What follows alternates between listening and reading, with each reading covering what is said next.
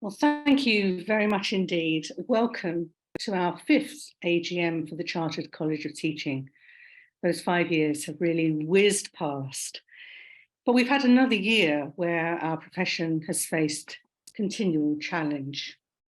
As you will be aware, we've had many changes in leadership at the DFE, and teacher recruitment and retention are alarmingly challenging.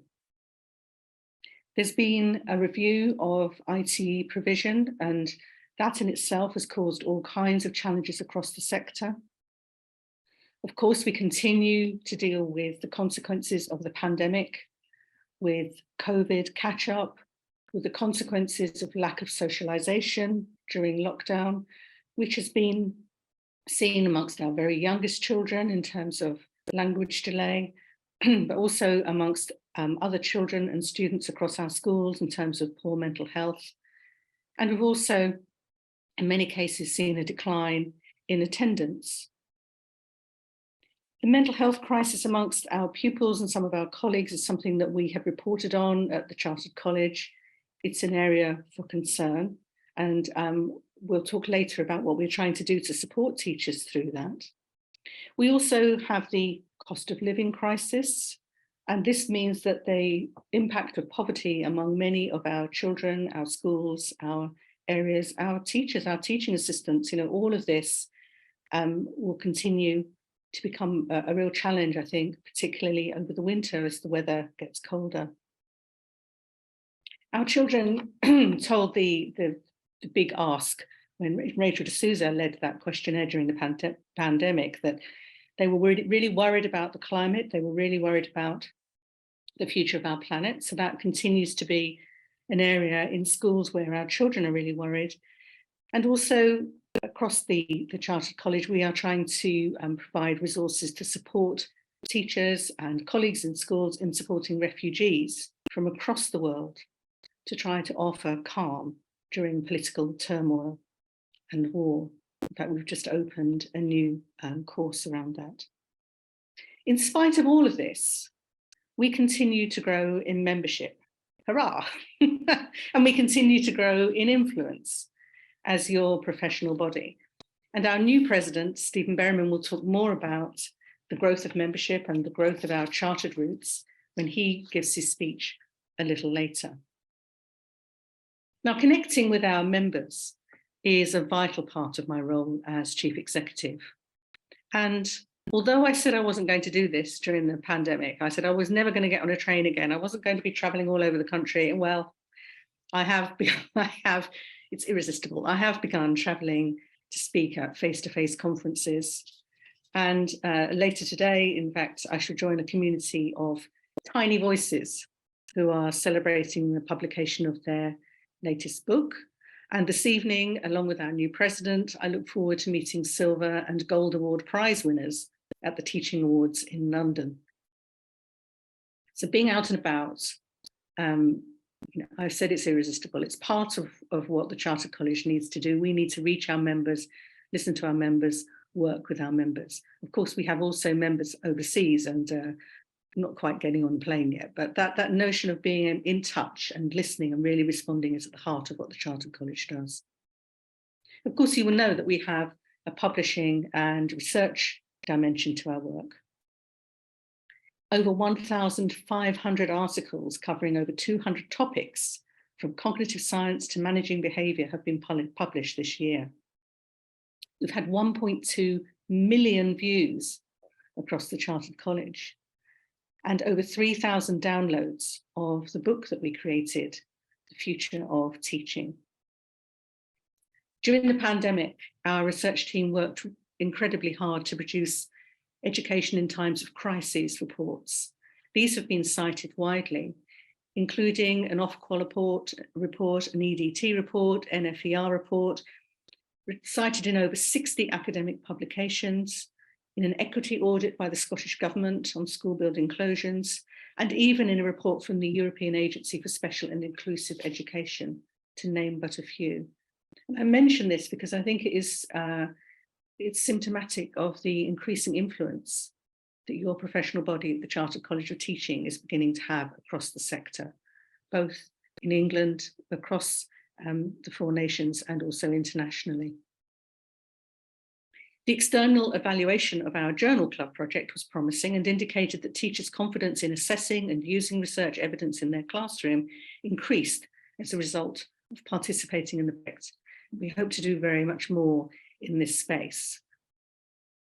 In terms of teacher wellbeing, I've already mentioned that we had a recent report. Over 1,000 teachers responded to our survey in the summer. And together with a survey from Education Support, it was revealed that 77% of those responded were experiencing poor mental health. 77%.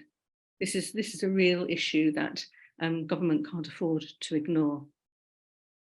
We've had over 35,000 visits to our early childhood hub since its launch in June to support early year professionals in collaboration with Montessori. And we hope to do much more in that space. We've partnered with BUPA to develop a certified course for teachers on supporting pupils' mental health and well-being. And recently, just this week, we launched a leading refugee education module, which focuses on developing inclusive school policies for refugee students. The course combines research evidence with best practice so that school leaders can learn from the best available evidence and discuss their approaches and experiences with peers. New bite-sized CPD units are curated selections of articles and resources on a particular topic, with additional learning features to support practical application in the classroom. These units offer an exciting opportunity to build on expertise, to engage with the best available research, and apply this knowledge to help students thrive. So far, we've produced units to support pupil mental health, students with special educational needs, and developing students' cultural literacy through dialogic teaching. Coming soon, we will have the Chartered Teacher Mentor status, which will celebrate mentors' essential role in supporting teacher development and recognise individuals for their mentoring expertise and accomplishments with this brand new accreditation. And shortly, we will be announcing a research priority setting exercise where we work with our extensive membership to determine the questions that need the closest scrutiny. In collaboration with the Association for CAMHS Workers, ACAM, we have been rolling out a series of webinars that cover a range of mental health topics. And these events themselves have attracted nearly 3,000 registrations. So far, we've run events on anxiety, sleep and sleep deprivation, bullying, trauma, and eating disorders. And all of these events, similar to all the events that we produce, are available on our website for you to look at if you're not able to attend the event live, as it were. And one of our latest ventures is to launch a podcast in partnership with Teacher Tap, of which more to come. So government needs to act on what teachers are telling them. We are in contact with government so that we can make sure that they hear your responses, the responses of our members, the views of our members. And we're looking to host a round table in the new year with the Shadow Education team. And we've also invited the Secretary of State, Gillian Keegan, to similarly engage with us. It's our intention to work with all members to really focus on the nature of true professionalism.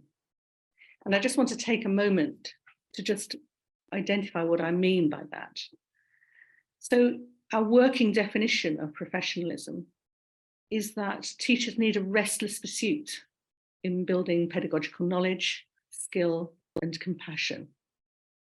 That to be a professional is to show pride and humility in the achievements of others.